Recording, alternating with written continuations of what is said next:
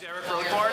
I am a lawyer in Westchester County in New York, and I am one of the fortunate consumers that was chosen by General Motors to be given one of these lovely cars a couple of years ago to drive and test out and see if the technology was ready for prime time.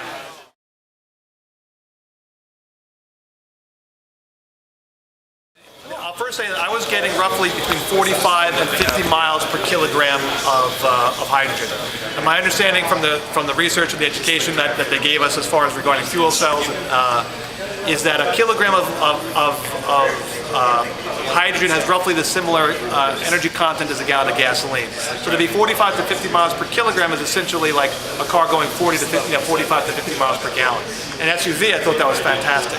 But having said that, this is not designed to be a fuel cell car. This was essentially, they took an existing Chevy Equinox and kind of had to squeeze everything into it.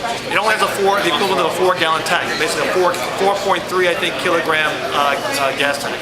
So the actual driving range was somewhere between 150 and 200 miles.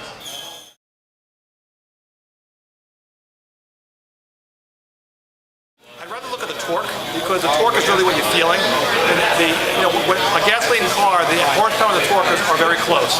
This, if I recall, the horsepower is relatively lower, but the torque is over 200 foot-pounds of torque. So when you're feeling it, you really feel off the line, like any other electric car. You really feel the torque, and it propels you forward. So despite whatever GM may tell you, their official 0 to 60 performance, I measured it, when I timed it, it was about 9.5 seconds. And for an SUV, it's actually pretty good. So it feels like a good solid V6. So it's a little over 200-something foot-pounds of torque.